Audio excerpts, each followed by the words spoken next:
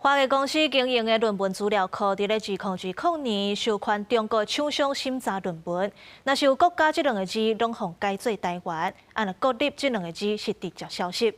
立委黄昏协助4位学者拍官司，达成和解。华艺正式公开会议日8月15班做公益。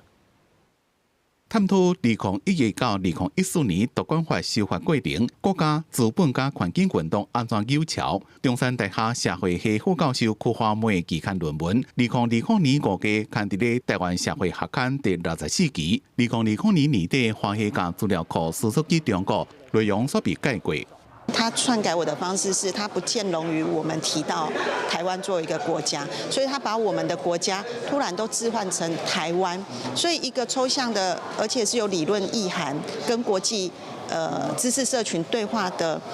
一组概念，国家资本与社会变成台湾资本与社会。国家被改做台湾，各地拢无去。立委范云迄当阵有开记者会讲，受到影响的学者真多。对华裔迄当阵回应讲，是为了要增加内容被减少，有伊的市场性，无法度接受这种讲法。华裔资料库让我们觉得最愤怒的是说，第一时间华裔是合理化了他的这个行为，他认为这个是一个